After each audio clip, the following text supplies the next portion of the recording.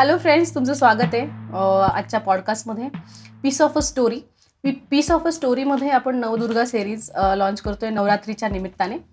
आजच्या आपल्या ज्या गेस्ट आहेत शिल्पा राव मॅम, त्यांनी आपल्या आयुष्याची सुरुवात इवन शिक्षणसुद्धा त्यासाठी सुद्धा स्ट्रगल करायला लागले आणि पुढे त्यांच्या आयुष्यामध्ये जे वेगवेगळे बदल झाले आणि त्याच्यातनं नवीन नवीन फाइंडिंग्स त्यांनी स्वतः आपल्या आयुष्यामध्ये तर अवलंबल्याच आहेत, पण त्याचा फायदा आज खूप साऱ्या लोकांपर्यंत त्या पोहोचवत आहेत. सो आजच्या पॉडकास्टमध्ये आपण या सगळ्या गोष्टींवर सविस्तर चर्चा करणार आहोत. थँक्यू मॅम, तुम्ही आमच्या पॉडकास्टमध्ये आलात आणि तुमचा वेळ आजच्या या सिरीजसाठी, म्हणजे नवदुर्गामध्ये जे आपण सिरीज करतोय सगळ्या कर्तृत्ववान महिलांचा सन्मान करण्यासाठी विविध क्षेत्रातल्या महिलांना बोलवते. So thank you so much. Thank you तुम्हाला पण आम्हाला हे सन्मान दिल्याबद्दल. Pleasure is ours only. So ma'am, आपण सुरुवात करणार आहोत या गोष्टीपासून की कशी झाली तुमच्या म्हणजे लाईफ जर्नीला सुरुवात, किंवा आपण म्हणतो लहानपण किंवा फॅमिली बॅकग्राऊंड. सो कसं हे सगळी सुरुवात? माझं मूळ गाव आहे सोलापूर. सो सोलापूर, तुम्ही विचार करा, एक 20, 22, 25 वर्षाआधी कसं तिथे सिच्युएशन असेल. सो शिक्षणाला एवढा वाव नव्हताच, स्पेशली मुलांना किंवा मुलींना. आय थिंक दोन्ही मुलींना दोघांनाही तितका वाव नव्हता आणि तेव्हा शिक्षणाबद्दलचा अवेअरनेस सुद्धा एवढा नव्हता. राईट. सो ते घरात मग तो परिणाम होतोच. बरोबर. कारण आजूबाजूचे कोणी शिकत नाहीयेत. बरोबर. आणि ते लग्न करून घरी जातात ते मुली आणि त्यांना वाटतं की अरे त्यांचे होतं ते मग आपल्या पण मुली त्याच, म्हणजे तो एक सिस्टीम आहे. राईट. कसं बसं आम्ही 10वी केलं. 10वी नंतर मग त्यांना वाटलं की नाही, आता 10वी नंतर काय, आता लग्न लावून द्यायचं. तसं माझ्या बहिणींचे वगैरे झाले सुद्धा, पण त्यांनी सुद्धा स्ट्रगल केलं. Degree courses, engineering degree courses करताना फ्री सीट मिळाले त्यांना. सो मग ठीक आहे, तिथे फायनान्सचा इश्यू नाही आला तर मग ते करू दिलं त्यांना. माझ्या बाबतीत काय झालं की आता त्या तिघींचं लग्न झालं तर तूच आहेस. तुला एकदा 4 सिबलिंग्स. येस. आणि माझ्या नंतर भाऊ होता. He was very small that, म्हणजे माझ्या 4 वर्षाचा डिफरन्स होता माझ्या त्याच्यामध्ये. सो तो छोटा होता, मग त्याच्यावर काही असं प्रेशर नव्हतं. प्रेशर हा माझ्यावर असा होता की त्या 3 जणींचं झालं, आता तुझं लग्न झालं की आम्ही मोकळे हो. आणि काकांची मुली वगैरे छोट्या होत्या अजून, तर त्यांना असं वाटलं की आता झालं, आता काय त्यांचं जसं झालं तुझं पण केलं तर मग आम्ही देवाघरी जाऊ, जायला मोकळे, असं एक थिंकिंग आहेच आहे. पण मी म्हटलं की नाही, मला काहीतरी करायचंय. आता एनिवे माझ्या मागे कोणी नाहीये ना, तुम्हाला तो प्रेशर नाहीये, तो मला शिकू द्या. मग मी ह्युमन डेव्हलपमेंट म्हणून SNDT कॉलेज मधून ॲफिलिएटेड, म्हणजे सोलापूरमध्ये त्यांचं ते ॲफिलिएटेड कॉलेज होतं. तिथून मी माझं 11वी 12वी आणि 3 वर्ष असं ह्युमन डेव्हलपमेंट, कारण लहानपणापासून मला कोणाला तरी मदत करायची इच्छा, किंवा एक कॉन्सेलर. आता कॉन्सेलर म्हणलं की डोक्यात तेच येतं की कोणाला तरी आपण हेल्प करतोय किंवा सजेस्ट करतोय किंवा दिशा दाखवतोय. राईट. सो मला त्याच फील्डमध्ये जाणं जास्त, म्हणजे लहानपणापासून ते आवडायचं, फॅसिनेटिंग, किंवा मॅनेज करायच्या गोष्टी आणि असं. सो मी त्या फील्डमध्येच गेले. माझ्याकडे चॉईस होता डॉक्टर होण्याचा सुद्धा, प्युअरली MBBS घेऊन किंवा असं, कारण तेव्हा एवढं कॉम्पिटिशन नव्हतं. पण मला असं काहीतरी करायचं जे डिफरंट आहे आणि ज्याच्यामध्ये क्रिएटिव्हिटीला नेहमी वाव असते. तुम्ही जग फिरू शकता, तुम्ही लोकांना भेटू शकता, हे सगळं एक्सप्लोर करू शकता. आणि मग त्याच्यानंतर मी मेडिकल सोशल वर्क केलं. त्याच्यामध्ये पण मी तोच, म्हणजे पोस्ट ग्रॅज्युएशनला तो सब्जेक्ट ठेवला, चाइल्ड अँड वुमन वेलफेअर. आणि मग हे सगळं तुम्ही सोलापूरमध्येच केलं? सोलापूरमध्ये केलं. Okay. So Walchand college best college आहे सोशल वर्क मध्ये. खूप काही शिकायला मिळालं. 2 वर्षात आम्ही बरेचसे प्रोजेक्ट्स केले. खूप आम्हाला केस स्टडीज देतात तिथे. ओके. म्हणजे आता केस स्टडीज मध्ये आता तुम्हाला कुठल्या ब्लाइंड स्कूलला जाऊन व्हिजिट करायचं असतं, weekly, thrice a week, twice a week, तिथे 3-3, 4-4 तास त्या मुलांबरोबर काम करायचं. त्यांना काही इश्यूज आहेत ते फाइंड आउट करायचे, किंवा त्यांना काही डिफिकल्टीज आहेत, किंवा ते कसं ब्लाइंड असून सुद्धा कसं ते त्यांचं लाईफ जगतात आहे ते आम्ही खूप जवळून, खूप इव्हन डेफ अँड डम त्या मुलांना बघितलं. त्यांना जाऊन सिम्पल आर्ट अँड हे गोष्टी घ्यायच्या जे त्यांच्यासाठी थोडं हॅपीनेस त्यांच्या लाईफमध्ये येईल. सो अशा बऱ्याचशा गोष्टी आम्ही करायचो. इव्हन स्कूल्समध्ये, प्रायमरी स्कूल्समध्ये जाऊन जे स्लो लर्नर्स असतात किंवा काही डिसेबिलिटीज असतात, लर्निंग डिसेबिलिटीज, ते फाइंड आउट करणं. अच्छा. That is also very important part. कारण खूपदा म्हणजे शाळेत जेव्हा मुलं जायला लागतात तेव्हापासून, म्हणजे तेव्हा तर एवढा अभ्यास नसतो, आता तर बऱ्याचशा गोष्टी आता स्कूल्स बघतात म्हणजे मुलं, पण तेव्हा हे आम्ही करायचो. आज मला कळते ते किती महत्वाचं आहे. कारण माझ्या मुलांच्या बाबतीत 1-2 गोष्टी असे झाले जे मी नाही रूल आउट करू शकले. म्हणजे मी या फील्डमध्ये असून सुद्धा मी नाही करू शकले. सो ते किती महत्वाचं आहे की यंगर एज मध्ये समजा काही इश्यूज असतील ते फाइंड आउट करणं. सो ते तिथून आम्ही शिकलो. आणि विथ डिसॅबिलिटी म्हणजे असं काही असेल आणि त्यात सोबत असं काही असेल. येस, स्लो लर्नर म्हणजे तुम्हाला असं नाहीच कळणार. अच्छा. जोपर्यंत तो एक्झाम्स द्यायला नाही लागणार, लाईक डिस्लेक्सिक असेल, माइल्ड डिस्लेक्सिक असेल, या गोष्टी नाही कळणार तुम्हाला. म्हणजे त्याच्यावर जो मूवी आला तर त्या टाइप मध्ये. एक्झॅक्टली, तारे जमीन पर. माइल्ड असतो, जास्त असेल तर दिसून येतो. अगदी तुम्हाला रेषे इतक्या हे असेल तर नाही कळत, पण त्यांच्या अकॅडमिक असेल, त्यांच्या बाहेरच्या गोष्टींवर तो इम्पॅक्ट होतो. अच्छा. म्हणजे जनरल लाईफ मध्ये त्याचे काही असे सिम्पटम्स वगैरे आपल्याला नाही समजू शकत जोपर्यंत तुम्हाला तो आरसा कोणी दाखवत नाही की नाही तुमच्या मुलाला हे इश्यूज आहेत. पण तेव्हा इतकं हे नव्हतं, पण तो अभ्यास आम्ही तेव्हा केलेला आहे. सो आज मला ते यूज होतोय. इवन म्हणजे माझ्या आत्ताच्या ज्या करिअरमध्ये जेव्हा मी पेशंटना काउन्सिलिंग करते किंवा हे करते, मला जर त्यांच्याबरोबर आलेला मुलगा जरी मला वाटलं ना की मी सांगते की नाही थोडं ह्या गोष्टी आहेत, ती हायपर ऍक्टिव्ह आणि हे, सो ते आम्हाला आता कळून येतं, दिसून येतो. सो अशा पद्धतीने सुद्धा आपण दुसऱ्यांना हेल्प करू शकतो. राईट. मग तुम्ही वालचंद मधून? मी मेडिकल सोशल वर्क केल्यानंतर इंटर्नशिपसाठी मी पुण्यात आले.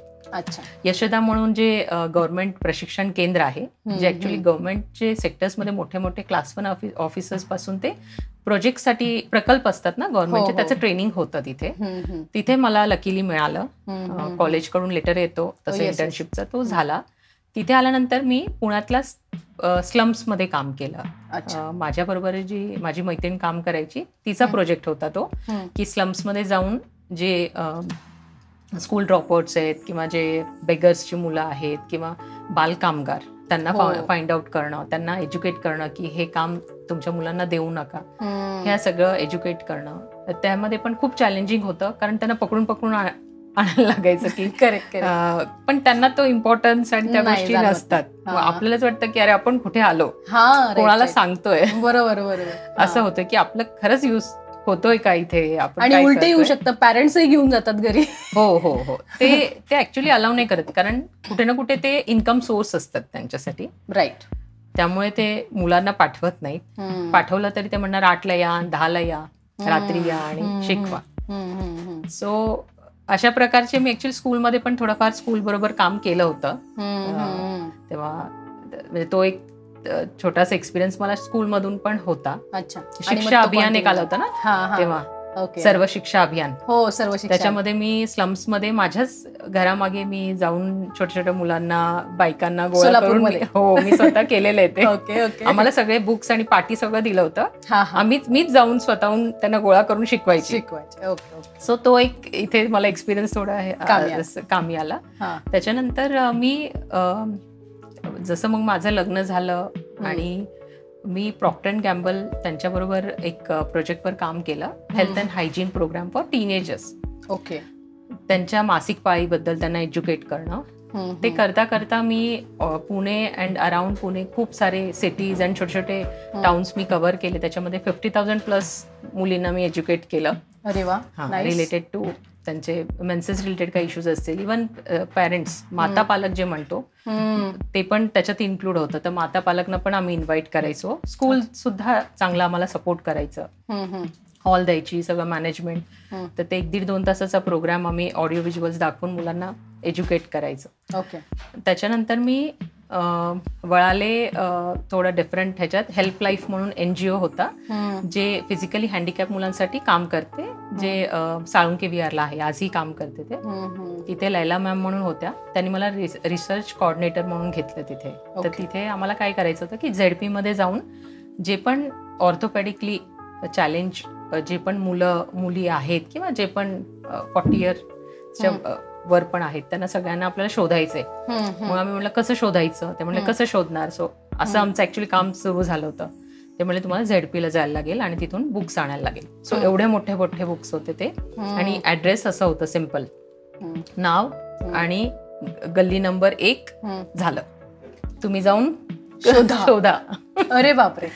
आणि मग हे सगळे काम करताना म्हणजे टीम्स असायच्या की कसं, म्हणजे एकटं जायचं. स्लम्स असू दे, कुठलेही असू दे. नंतर माझ्या कलिग्स म्हणले तू तिथे जातीये का, वेडी आहेस का तू, एकटी चालली आहे. नाही आम्हाला घेऊन जा. कारण तिथे असं म्हणतात, म्हणजे एकदा आत गेली की बाहेर येऊ शकते की नाही माहित नाही आपल्याला. चॅलेंजिंग जॉब असतो तो. बट मला असं कधी वाटलं नाही की भीती नाही वाटली की अरे मी चालली एकटी. आणि ते शोधत जायला लागायचं ना, कोणालाही विचारायला लागायचं. आणि तिथे मग दारूचे लोक हे ते असे सगळं तो एक्सपिरियन्स असायचा. कधी कधी वाटायचं अरे मी कुठे आले असं. बट त्यांना भेटून त्यांचे सगळे आम्ही एक फॉर्म होता, तो फॉर्म सगळं आम्ही भरून घ्यायचो, त्यांचे साईन घ्यायचो.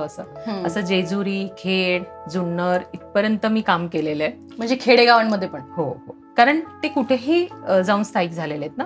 हो, ती जी लोक आहेत त्या म्हणजे इन अँड अराउंड पुणे जिल्हा आणि तालुका. मग तालुका कुठेही जाऊन ते आहेत. मग तुम्ही आता गावामध्ये खूप इझी आहे शोधणं, कारण तिथे आणि म्हणजे ते ऍक्च्युली चांगलं नाही वाटत आहे मला बोलायला, पण आम्ही विचारतो इथे कोणी अपंग राहतं का. मग ते आहे ना, दोघं तिघ आहेत.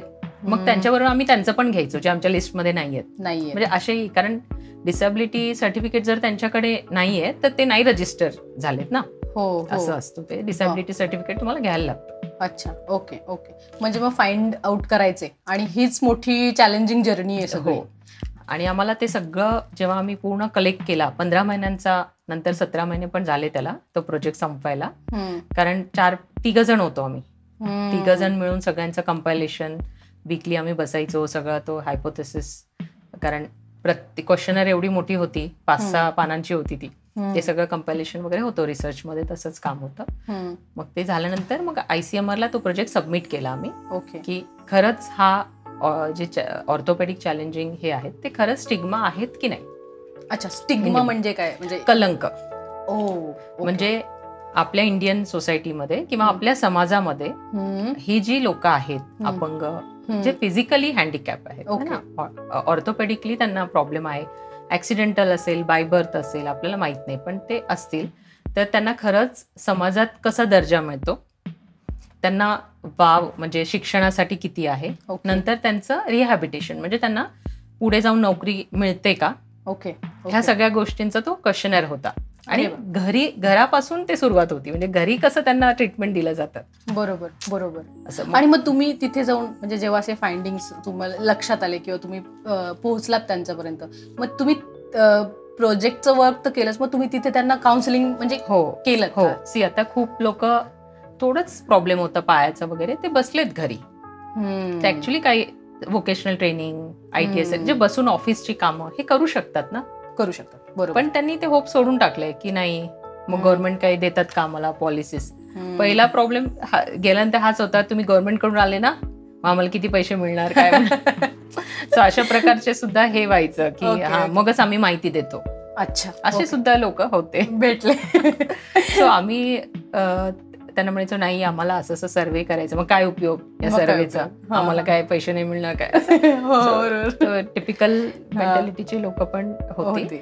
पण बऱ्याच लोकांना काम करायचं नाहीये असं आम्हाला दिसून आलं. म्हणजे थोडंसं आहे आणि करू शकतात, पण मग ते मेंटॅलिटीच, कारण घरून ते सुरुवात झालेली आहे ना, तू अपंग आहेस, तू काय करणार नाहीस, तुला काही करता येणार नाही असं. ते आम्ही फाइंड आउट म्हणजे आम्हाला कळलंय. आणि फक्त आपण बोलून पण ते नाही होत ना, की आपण म्हटलो किती काउन्सिलिंग केलं तर घरातून, मग ते मोटिवेशन त्यांना आतून पाहिजे, तिथपर्यंत जायला पाहिजे. आणि प्रोसेस खूप मोठी. मग तुम्ही तुमचा कम्प्लीट केलं रिसर्चवर. ते झाल्यानंतर मग माझे मिस्टर काय म्हणले की बाबा आता या सगळ्या गोष्टीमध्ये तू काम करते ते तर तू पार्ट टाइम म्हणून पण करू शकतेस. तर आमचा जो सेंटर आहे वाईज diabetes and research center Fatima Nagar मध्ये, आता गेली 13 ते 14 वर्ष झालेत या सेंटरला. तिथे ते म्हटले की चल तू ऍज अ काउन्सिलर म्हणून तू सगळ्याच ठिकाणी चांगलं काम करते. सो आपण थोडं मेडिकल फील्डकडे तुला आणूया. सो डायटिशियन आणि डायबिटीज एज्युकेटरचा हे कोर्सेस करून. सॉरी टू इंटरप्ट, आपण मिस्टरांबद्दल नाही बोललो की त्यांचं काय. He is senior diabetologist in Pune. ते नामवंत खूप, म्हणजे तुम्ही जर त्या ठिकाणी आले, डॉक्टर सी राव म्हणून खूप मोठं नाव आहे त्यांचं. डायबिटॉलॉजिस्ट म्हणून ते काम करतात. रुबी वानवडी असेल, इनामदार वानवडी असेल, ते तिथे म्हणजे तिथे पण अटॅच आहेत सर. ओके. आणि मग त्यांनी तुम्हाला सो सर तेच म्हटले की मेडिकल फील्ड पण एवढा वास्ट आहे की तू ह्यामध्ये पण येऊ शकतेस आणि मला पण हातभार होईल. आणि मुलांना स्पेशली म्हणजे आपलं जेव्हा असतो तेव्हा तुला कधीही तू काम करू शकतेस. Okay okay okay. कारण तू मग 11 to 2 करून घरी 2 तास येऊन तू इव्हनिंगला ओपीडी करू शकतेस. सो अशा पद्धतीचं त्यांनी मला गाईड केलं की तुला दोन्ही बॅलन्स. कारण काय व्हायचं की मुलं इतकी छोटी होती ना की डे केअरमध्ये ठेवायची, कधी आई कधी बहिणी हे सगळे मला हेल्प करायचे. फॅमिली सपोर्ट खूप होता मला, पण स्वतःला पण एक गिल्ट असतो की एवढ्या छोट्या छोट्या मुलांना मी डे केअरमध्ये ठेवतेय आणि त्यांचं खरंच नीट सांभाळ होतोय का. आणि आईला लगेच येतो गिल्ट. Yes yes. सो जेव्हा सोडायची पण ती खूप रडायची, मी कुठेतरी हे करून तिला सोडून जायची. सो मला वाटायचं हे किती वर्ष मी करणार. सो मला असं वाटलं की चांगलं आहे ना, स्वतःसाठी काम केलेलं कधीही छान. सो मग मी हे कोर्सेस करून मग सरांना अटॅच झाले. तर गेली 13-14 वर्ष सरांबरोबर प्रॅक्टिस करतेय मी. प्रॅक्टिस करताना मला अगेन तिथे फक्त डायटिशियन म्हणून, डायबिटीज एज्युकेटर म्हणून काम नाही करायचं होतं. सो ऍडमिनचा पार्ट, जसं आता आमच्याकडे मेडिकल आहे, लॅब आहे, ते तर मी सगळं डेव्हलप केलंच. त्याच्या बरोबरीने जे नॉन अफोर्डिंग पेशंट्स असतात, ज्यांना रेग्युलर आपले टेस्टचे कॉस्ट नाही परवडत, त्यांच्यासाठी कॅम्प ऑर्गनाईज करणं, स्कूल प्रोग्राम्स करणं. स्कूल्समध्ये आम्ही चाइल्ड ओबेसिटी प्रोग्राम म्हणून केलं होतं, जे आम्ही शाळांमध्ये जाऊन स्क्रीनिंग करायचो मुलांचं. अच्छा. की ते ओबेसिटीच्या ह्याच्यामध्ये येतात का, आणि त्याचे पण पॅरामीटर्स असतात चेक करायचे, ते करायचो. सर लेक्चर द्यायचे, तिथे पण आम्ही पेरेंट्सना बोलवायचो. स्कूल मॅनेजमेंटला, टीचर्सना आम्ही एज्युकेट करायचो. ते करता करता मग मला हे आलं की बाबा चला आपण आता बिझनेस माइंड पण थोडं माझं आहे. सो मग मी क्लिनिकमध्येच तन्मया हेल्थ फूड्स म्हणून माझ्या मुलीच्या नावाने मी एक वेगळा डिस्ट्रीब्युटरशिप एका प्रोडक्टचा घेतला. तो आता गेले 8 ते 10 वर्ष माझ्याकडे आहे डिस्ट्रीब्युटरशिप. लो GI साखर आहे, ती लो GI साखरचं माझ्याकडे डिस्ट्रीब्युटरशिप आहे. आणि मग हळूहळू मी बरेचसे प्रोडक्ट्स माझ्या मेडिकलमध्ये मी इंट्रोड्यूस केले आणि खूप चांगला प्रतिसाद आला. का? कारण जेव्हा तुम्ही एका सेंटरमध्ये जाता तुम्हाला सगळंच मिळतंय तिथे. बरोबर. ट्रीटमेंट बरोबर, त्याच्यानंतरचे जे प्रिव्हेंटिव्ह गोष्टी आहेत किंवा रिलेटेड गोष्टी आहेत, हेल्थच्या सगळ्या गोष्टी तुम्हाला एका छताखाली मिळत आहेत. आणि सेकंडली त्याच्या बरोबरीने मी डायबिटीज फुटवेअर ते सुद्धा इंट्रोड्यूस केलं. कारण जेव्हा आपण पायांचे टेस्ट करतो डायबिटीज पेशंटचे, तेव्हा बधिरता असते, वुंड्स असतात, कस्टमाइज फुटवेअर बनवणं, घरापर्यंत घरपोच करणं पेशंटला, आणि इथे मेजरमेंट्स घेऊन त्यांना बनवून देणं. प्लस आपल्याकडे एक हे पण आहे, म्हणजे त्याचं स्वतंत्र एक आपण आतमध्येच हे केलंय की जिथे पूर्ण सोल पासून प्रोडक्शन नाहीये, बाहेरूनच येतात आपल्याकडे. ओके. पण त्याच्यामध्ये पण कस्टमायझेशन असेल किंवा सोल पासून. आता नॉन अफोर्डिंग असतील किंवा ते म्हणतात की आमच्याकडे चप्पल आहेत, मग आम्ही सोल देतो, फक्त चमडी देतो, ते घालून सुद्धा तुम्ही तुमचं काम करू शकता, चालवू शकता. ज्यांना वाटतं की नाही घरी वापरेल चप्पल किंवा बाहेर वापरेल चप्पल, सो तसं पण म्हणजे सांगायचा उद्देश असा की it's like preventive care also. आणि आफ्टर हे पण, म्हणजे तुम्हाला जर प्रॉब्लेम झाला तर तुम्ही ते वापरू शकता क्युअर होण्यासाठी. तो एक बिझनेस मी तिथेच हे, it's not business actually, it's a service है ना. कारण तुम्ही एक जेव्हा तुम्ही टेस्टिंग करताय, सगळं करताय, मग त्याच्यानंतर काय करायचं? त्याच्यानंतर टेस्ट तर झालीये, कळलेत पाय आता बधीर आहेत, मग करणार काय? मग प्रिव्हेंटिव्ह केअर, मग त्याच्या रिलेटेड सगळं काउन्सिलिंग आमचं होतं. की एक डायबिटीज पेशंट जर आला, पहिल्यांदा तर त्याला रिलॅक्स करणं. त्याला आता 10, 15, 20 वर्ष झाल्यानंतर सुद्धा त्यांना कळत नाही की कुठे पॅनक्रियाज आहे, कसं काम करतो, काय एक्झॅक्टली काही माहित नसतं. फक्त शुगर खाल्ल्याने माझी शुगर वाढते, कमी होते. सो ते एज्युकेट करणं, ते ऑडिओ व्हिज्युअल सगळे दाखवणं, सर सुद्धा 45 मिनिट्स एका पेशंटला, न्यू पेशंटला आम्हाला लागतो आजही. ओके. हा, म्हणजे आम्हाला कुठे मार्केटिंग आमचं बोर्ड सुद्धा नाहीये खाली, कारण आम्ही असंच काम केलेलं आहे की काउन्सिलिंगवर जास्त भर दिलेलं आहे, पेशंट एज्युकेशनवर जास्त भर दिलेलं आहे. सो तिथे माझा मोठा रोल येतो, कारण एज्युकेशन मध्ये पेशंट तिथे अर्धा हॅपी होतो आणि त्याला बरं वाटतं की बाबा खूप गोष्टी आपल्याला कळलेत आणि हे माझे डाऊट्स होते. बरोबर. मग रिलेटेड टू रेटिना असेल, रिलेटेड टू पायांचं हे असेल, किडनी असेल, ह्याचा पूर्ण डाएट त्यांना दिला जातो अकॉर्डिंग टू देअर हे normal. Even childhood obesity clinic आहे आपला. तिथे चाइल्डहुड म्हणजे ज्यांना ओबेसिटी आहे, जसं 10 वर्षाची मुलं आहेत पण 40-50 वजन आहे त्यांचं, ते आई वडील घेऊन येतात. मग तेव्हा त्यांना एज्युकेट करणं, कारण त्यांचं एज्युकेशन हा डिफरंट असतो. त्यांना हो नाही असं नाही सांगू शकत, आपल्या वेगळ्या पद्धतीने त्यांना काउन्सिलिंग करायला लागतो. सेकंडली ग्राफ सिस्टीम असतो त्यांच्यासाठी, ग्राफ सिस्टीम केली जाते, कारण आज हा मुलगा आला, नेक्स्ट 3 मंथ्सनी ग्राफ कमी म्हणजे कमी झालं, वजन का जास्त झालंय, हॅबिट्स. सो इट्स लाईक तो सगळा एक रिसर्चच पार्ट आहे सरांचं. ते हळूहळू करता खूप ऑरा वाढलाय की काय काय काय काय आपण करू शकतो ह्याच्यामध्ये. सो हळूहळू आता आम्ही थोडासा टाउन्स, छोटे छोटे टाउन्स मध्ये जाण्याचा आता मी प्रयत्न करणार आहे. जसं आम्ही आधीही कॅम्प्स खूप करायचो, आता वेळ नाहीये तेवढा, आणि 2 days तरी त्याला प्रिपरेशन लागतो. कारण टीम गोळा करणं, टेस्टिंगसाठी माणसं, आणि तिथे जा, बॅनर्स लावणं, लोकांना आणणं तिथपर्यंत कॅम्प पर्यंत, तो सुद्धा चॅलेंजिंग हे आहे. फर्स्ट आम्ही कॅम्प केला होता, त्याच्यात एकच माणूस आला होता पूर्ण सोसायटीमधून. सो असंही होतं, जेव्हा तुम्ही कुठली गोष्टीची एक सुरुवात करता तर तुम्हाला फेल्युअर्स येतात. असं नाही की तुम्हाला सगळं पाहिजे तसंच होणार आहे. सो त्या चॅलेंजिंग ह्याच्यासाठी पण आपण रेडी पाहिजे. आम्हाला म्हणजे प्रॅक्टिस सेट करायला सुद्धा बरीच वर्ष गेली, 5-6 वर्ष गेली. म्हणजे आम्हाला इझी ऑप्शन होतं की सोलापूरमध्ये जा, कारण माझे घरचे सगळे मेडिकल प्रोफेशनचे होते, तिथे जाऊन सेटल व्हा. बट असं न करता आम्ही इथेच राहिलो, इथेच जास्त चांगलं काम केलं आणि आज तो सक्सेस मिळाला सुद्धा. आणि आम्ही अजून हे करतोय. तर सरांचं फ्युचर, इव्हन माझंही हेच आहे की अजून एक थोड्या वर्षांनी थोडं सगळं सेटल झालं की फ्री ओपीडी ठेवणार आहे, ऍटलिस्ट वन्स अ वीक असं. हा, किंवा तुम्हाला वाटेल तेवढे फीस देऊन जा, इफ यू आर हॅपी, असं तुमच्यावर आहे, तुम्हाला कसं वाटतंय त्याच्यावर. दिली तरी चालेल, नाही दिली तरी चालेल. सो अशा ओपीडीज करायचा पण आमचा प्लॅन आहे पुढे जाऊन. म्हणजे फक्त डायबिटीज साठी असेल की जनरल, म्हणजे आपल्या डायबिटीज? मोस्टली आम्ही डायबिटीज वरच फोकस केलाय, कारण डायबिटीज हाच एवढा मोठा सेक्शन आहे की त्याच्यामध्ये फिजिशियन, म्हणजे सरांनी आता तसंच ठेवलंय की सर्दी हे नाही, आपलं मोस्टली सगळं डायबिटीज रिलेटेडच असेल.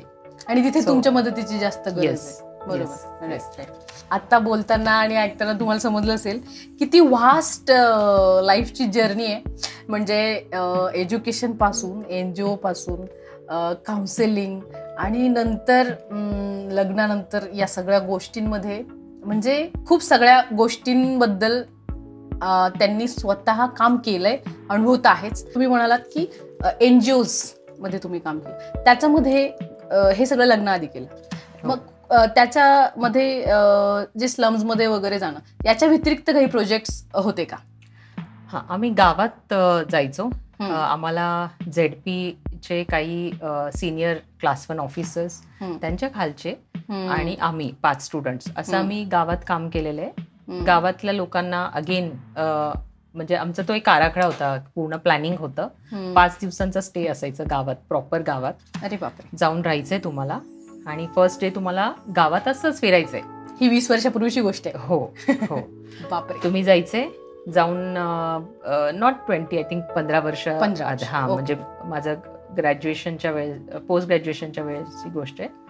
तर तेव्हा आपण जायचं आणि तिथे राहायचं, त्यांच्याबरोबर मैत्री करायची. पहिल्यांदा तर त्यांच्याबरोबर फ्रेंडली हे करायचं, कारण कोणी का आपल्याला माहिती द्यावी त्यांची, गावाची असू दे, त्यांची पर्सनल असू दे. राईट. सो त्यांच्याशी फ्रेंडशिप करून की आम्ही तुमच्यासाठी चालू आहे, तुमच्या गावात काय काय योजना जे आहेत ते नीट चालतात आहे की नाही, किंवा तुमच्याकडे जे पण मेडिकल फॅसिलिटी आहे, एज्युकेशन रिलेटेड जे पण आहे ते होतंय का बरोबर, काय लूपहोल्स आहेत. इव्हन जे छोट्या छोट्या गोष्टी असतात, आता वुमन च्या रिलेटेड, की मासिक पाळी असेल किंवा गर्भधारणेविषयी सगळ्या गोष्टी त्यांना एज्युकेट करणं, ह्या सगळ्या गोष्टी आम्ही करायचो तिथे. ओके. रात्री आम्ही मीटिंग्स घ्यायचो. अच्छा. म्हणजे किशोरवयीन मुली वेगळे आणि आमच्याकडे मॉडेल्स द्यायचे की पूर्ण युटेरस पासून ते सगळं काय काय काय काय जसं सिस्टीम. येस आम्ही सगळं एक्सप्लेन करायचो. ते आमच्याकडेच बघायचे की हे काय सांगतात ते म्हणून. त्यांना काहीच नॉलेज नव्हतं. सो आम्ही ते सगळं एज्युकेट करायचो त्यांना. मग बऱ्याचशे नंतर लेडीज यायच्या जवळ की आम्हाला हे पण होतं, आम्हाला हे पण होतं. मग आम्ही म्हणायचो ठीक आहे, तुम्ही मेडिकल जे आहेत तुमचे डॉक्टर, अंगणवाडी सेविका, तिच्याकडे जा, तिला सांगा आणि मग ती तुम्हाला हेल्प करेल. अच्छा. आणि मग हा किती दिवसाचा? हे 5 डेजचा असायच्या. ते 3 ते 4 गावं आम्ही केलेत तेव्हा. हो हो. आणि मग हे सगळं म्हणजे गावांमध्ये जाणं, नवीन गावांमध्ये, मग कशा टीम्स वाईज? हो, टीम्स असायचे आमचे. सरपंच जे असायचे ते आमची राहण्या पिण्याची सगळी सोय करायची आणि 10 ते 12 लोक असायचो आम्ही. रोज रात्री 6 ते 8-9 आम्ही फक्त डिस्कशन्स, की सगळे जे फॉर्म्स आम्ही गावात फिरायचो ना, ते क्वेश्चन होतं ते भरायचं होतं आम्हाला. सो आम्ही रात्री सगळे गोल बसून सगळे कंपायलेशन, डिस्कशन, मग कुठला ग्रुप कोण घेणार, कोण कोणाला एज्युकेट करणार, किंवा मग पाणीचे किती तिथे हे आहेत, बोरिंग्स आहेत, पाण्याचे काय स्रोत आहेत, वॉशरूम्स आहेत का, मग त्यांना वॉशरूमचं पण इव्हन घरी वॉशरूम असणं किती महत्वाचं आहे ते पण आम्ही तिथे त्यांना सांगायचो. एज्युकेट. कारण ते सगळे बाहेर रानातच असंच जातात. मग तुमच्या टीमला कसं? आम्ही सुद्धा ते अडॉप्ट केलं त्यांच्याबरोबर. बापरे. हो हो हो. बापरे. आजही आम्ही जेव्हा सगळे भेटतो आमचे सोशल वर्कचे फ्रेंड, खूप हसतो ते आठवून की म्हणजे आपण तिथे जाऊन आपण ते पण अडॉप्ट केलं. राईट. आत्ताची पिढी किती करू शकेल? क्वेश्चनच आहे. ओके. ज्या एज्युकेशन बद्दल तुम्ही बोलताय, 15 वर्षापूर्वी लोकांना त्याबद्दल खूप लाजही होती आणि म्हणजे तुम्ही जे करत होतात ते त्याच्यासाठी तुम्हाला एक्स्ट्रा एफर्ट्स घ्यायला लागत. येस. ओके मॅम, आपण आता वेगवेगळ्या अशा चॅलेंजिंग फील्डमध्ये काम करताना तुम्हाला खूप सारे चॅलेंजेस फेस करावे लागले. मग याच्यामध्ये फॅमिलीचा रोल कसा होता? म्हणजे जसं तुम्ही म्हणालात की पॅरेंट्स किंवा ग्रँड पॅरेंट्स, नंतर लग्न झाल्यानंतर लाईफ पार्टनर आणि मग पुढे किड्स वगैरे, या सगळ्यांचा रोल या सगळ्या फील्डमध्ये तुम्हाला सपोर्टिव्ह कसा होता? आई माझी नेहमी सपोर्टिव्ह होती थ्रू आउट. म्हणजे सगळ्या गोष्टीमध्ये ती मला सपोर्ट तिने केला. त्याच्यानंतर माझ्या बहिणी, त्यांनी सुद्धा नेहमी सपोर्ट केलं. म्हणजे आता मी चालली आहे आउट स्टेशनला 15 डेज असं माझं वर्क, हे प्रोजेक्ट्स असायचे तेव्हा, तर माझ्या मुलीला ते बघायचे. आणि मी जेव्हा हा प्रोजेक्ट घेतला होता तेव्हा नुकतंच म्हणजे माझं लग्न झालं होतं, तर मी कोल्हापूरला गेले होते 1 महिन्यासाठी. आणि तिथे मला कळलं की मला कन्सिव्ह झालंय फर्स्ट टाइम. आणि मग करायचं काय आता, कारण अजून सेटल नाहीये, नुकतंच लग्न झालंय, तर करायचं काय, कसं मॅनेज करायचं सगळं. ओके. बट कोल्हापूरचे देवीच्या मंदिरात मी गेले आणि मला असं थॉट आला की हे कॅरी करावं हे बेबी, बघूया काय होतं ते, पण करू मॅनेज असं म्हणून. आणि मग मला मुलगी झाली. राईट. नंतर ह्याच्यातून मला एक गोष्ट सांगायची आहे इथे की कोल्हापूरच्या देवीचं एक म्हणजे हिस्ट्री आहे. त्याच्यामध्ये 26 सप्टेंबर हा देवीचा जेव्हा त्याचं सगळं रिक्रिएशन झालं त्या मंदिराचं, ते 26 सप्टेंबर होतं. ते माझी मुलगी, तिला हिस्ट्री, जॉग्रफी हे खूप वाचते ती, त्यामध्ये तिला ते कळलं की कोल्हापूर देवीचं 26 सप्टेंबर हा त्या देवीचा हे होतं. ओके. आणि त्या दिवशी तिचा जन्म झाला. ओके. तर आम्ही नेहमी तिला ऍज अ म्हणजे लक्ष्मी म्हणूनच आम्ही आजही मानतो, ट्रीट करतो. आणि तिच्याकडून हे या प्रवासात खूप शिकता आलं. म्हणजे जरी ती मला लवकर झाली, कारण कुठे कुठे ऍडजस्ट केलं, कसं ऍडजस्ट केलं, किती त्याच्यातून आपण म्हणजे वेळ देऊ शकलो नाही. आणि तो गिल्ट पण, अरे ठीक आहे माझी मुलगी हे सगळं बघतीये, सो ती सुद्धा हे शिकेल हे कसं मॅनेज करायचंय, हे पण मॅनेज करायचंय. कारण तिने अगदी आम्हाला लहान, म्हणजे आम्ही जेव्हा अगदीच करिअरच्या 0वर होतो त्या ग्राफ पासून हा ग्राफ तिने बघितलेला आहे. हा ग्राफ ती बघताना ती आजही म्हणते अरे तेव्हा आपल्याकडे पैसे नव्हते ना. Right right. सो तेवढी समज तेव्हाही होती. हा. सो आजही ती काही हे स्पेंड करताना काय विचार करते की खरंच गरजेचं आहे का, नको ठीक आहे इट्स ओके राहू दे. अच्छा. आणि आता काय काय वय आहे? आत्ताशी 17. सो आताही काही एज्युकेशन याच्यामध्ये थोडा खर्च झाला होता तर तिने बर्थडे नाही केला. ती म्हणली नाही माझ्या तिकडे आता तुम्ही एवढं स्पेंड केलं तर मी आता माझं करिअर चेंज करतेय, या स्ट्रीम चेंज करते आणि परत तिथे खर्च होईल तो मी नाही हे करणार. मॅच्युरिटी. सो हे इथे एक हेल्प झाला. म्हणजे या सगळ्या स्ट्रगलचा कोण ना कोण काही ना काही गोष्टीमधून शिकतच असतो. हे नेव्हर एंडिंग आहे. आपण प्रत्येक आजही शिकतोय. आपण कुठल्या कुठल्या अशा सिच्युएशन्स येतात, अशी लोक भेटतात, अशा काही गोष्टी होतात, त्याच्यामध्ये आपण सारखं शिकतच असतो. असं नाहीच होत की आपण शाळेमधूनच शिकलो, कॉलेजमधूनच हे शिकलो, असं नाही होत. आपण बाहेर पडलो की आपल्याला कंटिन्यू त्या फेजमध्येच असतो. बरोबर. सो असे खूप सारे चॅलेंजिंग हे आले आणि मदत सुद्धा मी खूप म्हणजे लोकांना जेवढं होईल तेवढं मी करते.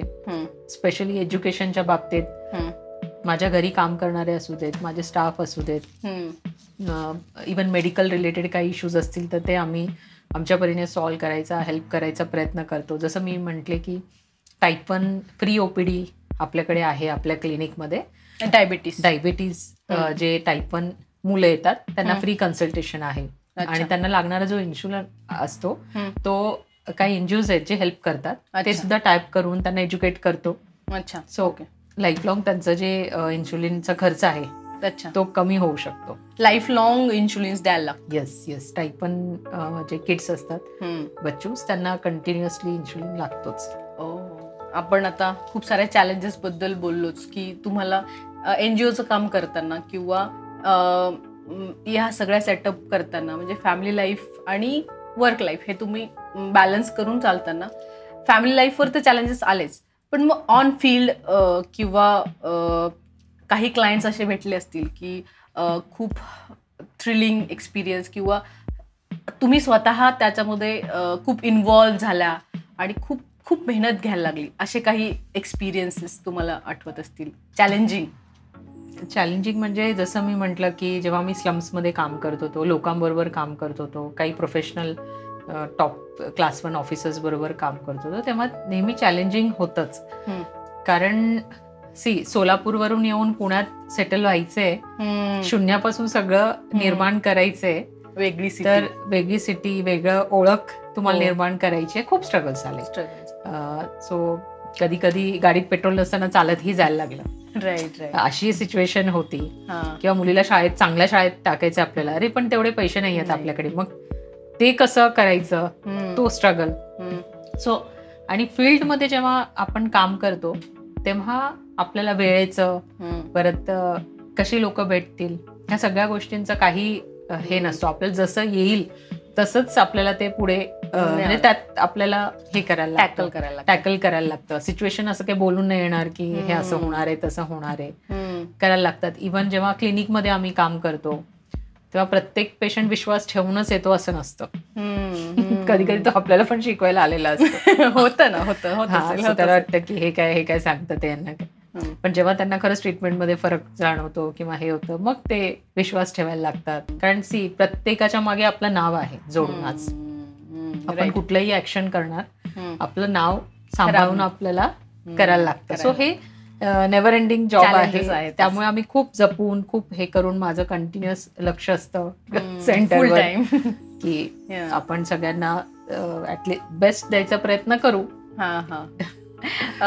आणि याच्यासोबतच आपण म्हणजे आय एम शुअर खूप साऱ्या स्टोरीज असतील तुमच्याकडे, पण एखाद दुसरी तुम्ही शेअर करू शकल्या की लाईफ चेंजिंग म्हणजे कोणाचं म्हणजे तुमचं कन्सल्टेशन घेतल्यानंतर किंवा काउन्सिलिंग घेतल्यानंतर लाईफ बदलून गेली असं अशा काही स्टोरीज किंवा एखादी आमच्या व्ह्युअर्ससाठी?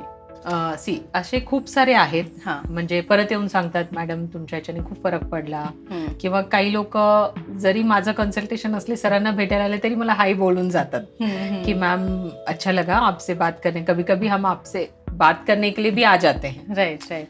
तो ऍक्च्युली खूप मोटिवेटिंग हे असतो. आणि डायबिटीसशी रिलेटेड म्हणजे खूपच लोक म्हणजे कधी कधी भ्रमित अवस्थेत पण येत असतील ना तुमच्या. हो. आता बऱ्याच वेळा इन्शुलिन वगैरे बंद केलेले आहे सरांनी काही पेशंटचे. आय लिकेजेस असतात ते सरांनी तिथे हेल्प केलेली आहे लोकांना. असे पेशंट खूप मोटिवेट होऊन खूप पेशंट्सना पण ते रेफर करतात की इथे जा, इथे तुम्ही बरे होणार, इथे तुम्हाला हे मिळणार. सो ते आम्हाला एक ऊर्जा आहे ऍक्च्युली. ते कंटिन्युअसली आम्हाला वाटतं की फीडबॅक ती एक ऊर्जा आहे काम करण्याची. ते छान वाटतं. आणि असे बरेचसे पेशंट चांगलाच फीडबॅक देतात.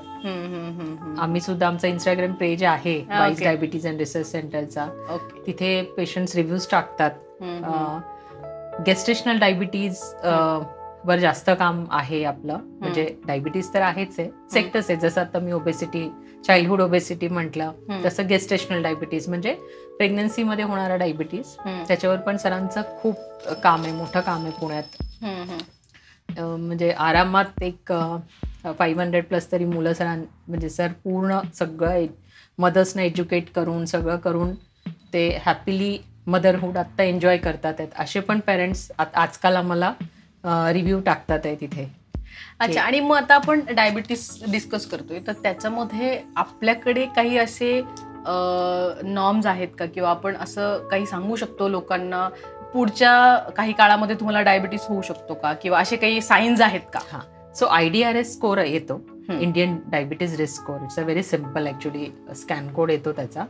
ते आम्ही करून घेतो पेशंट्स कडून. की कधी कधी आम्हालाच वाटतं की अरे हा पेशंट थोडं ओबीज आहे किंवा काही सिम्पटम्स आहेत, आई वडिलांना पण आहेत, तर आम्ही मग हळूच म्हणतो की हा जो डाएट आहे तुम्ही पण फॉलो केलं पाहिजे. मग त्यांना हळूहळू त्यांना पण एज्युकेट करतो.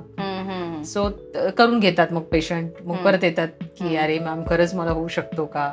मग थोडाफार तरी चेंज होतो त्यांच्या लाईफस्टाईल. काहीतरी ते विचार करणार ना की नाही आपल्याला हे रिपोर्ट दिसतात आहे.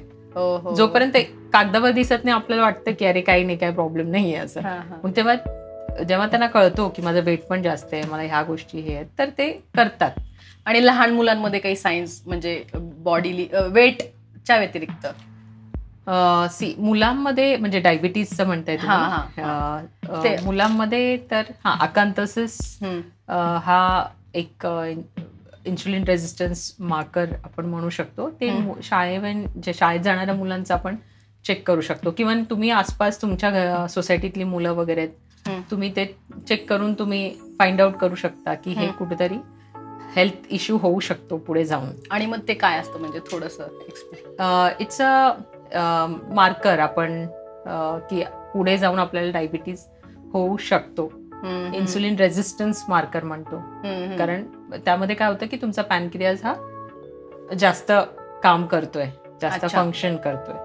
ओके. मग फ्युचरमध्ये ते जेवढी रिक्वायरमेंट आहे तेवढी जेवढं म्हणजे ते फंक्शनिंग जास्त करायला लागलं की ते ओव्हरलोड होत जातो ना. ओके. सो त्याच्या फंक्शनिंग मध्ये नंतर प्रॉब्लेम होऊ शकतो. ओके. आणि मग मॅम आपण बोललो, खूप सगळ्या विषयांवर बोललो, तर फ्युचर ॲस्पिरेशन जर तुम्हाला काही डिस्कस करायचे असतील की आता तुमच्या सेंटरचे किंवा सरांचे आणि तुमचे असे मिळून काही जॉईंट ॲस्पिरेशन्स. आता आम्हाला ॲज अ सेंटर मी तुम्हाला सांगितलं की फ्युचरमध्ये जाऊन आम्हाला फ्री OPDs करायचे आहेत. नॉन अफोर्डिंग पेशंटसाठी आम्हाला एज्युकेशनल प्रोग्राम्स असतील त्यांच्यासाठी. गावागावामध्ये जाऊन मोबाईल व्हॅन आमचं एक आम्ही विचार करतोय की जे नॉमिनल प्राइसमध्ये ते टेस्टिंग त्यांचे व्हायला पाहिजेत, जे आता होत नसतील.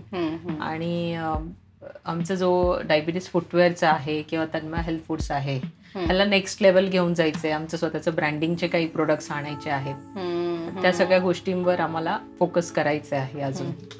व्ह्युअर्ससाठी मी सांगते, तन्मया हेल्थ फूड्स आणि मॅम आणि सरांकडनं तुम्हाला पर्सनल कन्सल्टेशन हवं असेल, कोणी पण तुमच्या आसपास आजूबाजूला फ्रेंड्स रिलेटिव्समध्ये जर असे डायबिटीसशी रिलेटेड इश्यू असतील आणि तुम्हाला हा पॉडकास्ट ऐकल्यानंतर असं वाटत असेल की खरंच या व्यक्तीला याची गरज आहे किंवा मॅमचं पर्सनल कन्सल्टेशन किंवा सरांचं पर्सनल कन्सल्टेशन हे घेण्याची गरज आहे, तर या सगळ्या गोष्टींची माहिती आणि सगळ्या लिंक्स ज्या आहेत आम्ही त्या डिस्क्रिप्शन बॉक्समध्ये देणार आहे.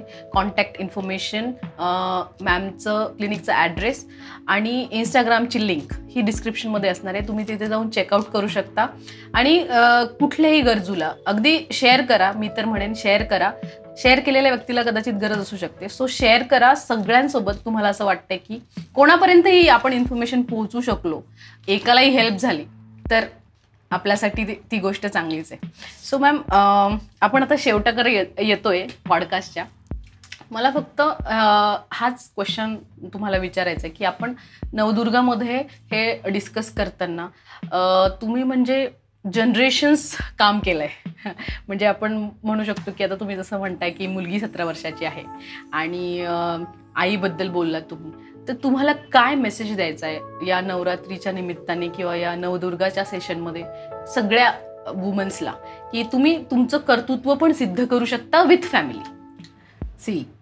खूप वेळा काय होतं की एक महिला म्हणून आधीच आपण काही बंधनं स्वतःवर घालून घेतो की मी हे करू शकेल का, मग ते एवढं लांब आहे, मी जाऊ शकेल का, मी हे करू शकेन का, तिथेच मग क्वेश्चन मार्क होतो आणि मग बाहेर पडत नाही. तुमच्याकडे एक छोटं स्किल पण असू शकतं. तो स्किल पण तुम्ही ॲज अ बिझनेसमध्ये किंवा काही घरातल्या लोकांना पण हेल्प करू शकता. राईट. त्याच्यामध्ये जसं आता मी माझा फील्ड हा वेगळा होता, पण जेव्हा मी माझ्या क्लिनिकमध्ये काम करायला लागले तो माझा झाला, तो सरांचा होता. ते पूर्ण बेबी सरांची होती. पण जेव्हा सर म्हणले नाही तू इथे ये, मग ते मी पूर्ण हातात घेतलं. त्याला पूर्ण सगळं स्टार्ट म्हणजे ऍडमिन म्हणजे इव्हन टायमिंग्स ओपीडीचे ठरवण्यापासून ते सगळं मॅनेज केलं अकॉर्डिंग टू माय फॅमिली. हे म्हणजे प्रॉब्लेम नव्हता. आणि दुसरं म्हणजे सप्लिमेंटरी बिझनेस पण सुरू केले. येस. सो त्या सर्व्हिसेस मधून पण खूप सारे, आता हा ऑपॉर्च्युनिटी मला त्याच्यातूनच आलाय ना. राईट. तन्मय हेल्थ फूड्स मधूनच ते कॉन्टॅक्ट होऊन आज मी इथे बसू शकले. सो कुठलीही मेहनत असेल, कुठलेही हे असेल, ते वाया नाही जात. कुठे ना कुठे आपले लोक आठवण ठेवतात की अरे हे मॅम आहेत किंवा ही असे लोक आहेत, ते आपल्याला हेल्प करू शकतात.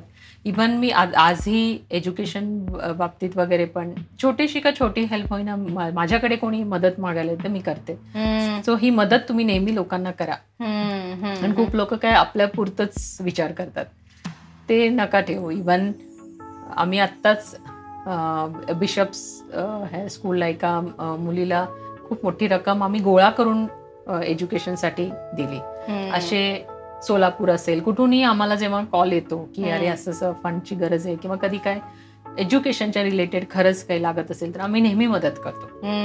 फुल ना फुलाची पाकळी आम्ही मदत करतो. एज्युकेशन कारण ही मदतच आपल्याला मग कधी कमीच नाही पडत, आपण ते हेल्प करत जातो. राईट. असं. सो व्ह्युअर्स, आज तुम्ही बघितलं आपण शिल्पा मॅम सोबत गप्पा मारल्यात आणि त्यांची जर्नीच इतकी इन्स्पायरिंग आहे.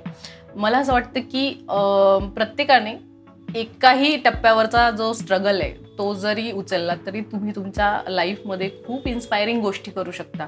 म्हणजे NGO पासून ते स्वतःचा जो एक वेल नोन ब्रँड आहे किंवा कुठल्याही माध्यमातून मदतही करू शकता. हाही त्यांचा जो हेतू आहे हाही अगदी घेतला तोही पुरे आहे. सो आजचा पॉडकास्ट खूप सगळ्या वेगवेगळ्या पद्धतीच्या गोष्टीने आपण चर्चा ऐकलीत. खूप सगळ्या वेगवेगळ्या प्रांतातल्या गोष्टींबद्दल आपण चर्चा केली. सो आज आपण मॅमचे खरं तर धन्यवाद मानूया. Thank you so much ma'am. तुम्ही तुमच्या बिझी शेड्यूलमधनं आमच्या पीस ऑफ अ स्टोरी या पॉडकास्टच्या अंतर्गत जी नवदुर्गा सिरीज आहे त्याच्यामध्ये आल्याबद्दल आय एम रिली ग्रेटफुल की तुम्ही तुमचा टाइम दिला आणि इतक्या इन्स्पायरिंग गोष्टी आमच्या व्ह्युअर्स सोबत शेअर केल्या. Thank you so much. धन्यवाद तुम्हाला सुद्धा. Thank you so much. So viewers, हा जो पॉडकास्ट आहे आपण बघणार आहोत piece of a story POS मध्ये. सो शेअर करा, खूप सगळ्या लोकांपर्यंत पोहोचवा. So keep watching. Bye bye.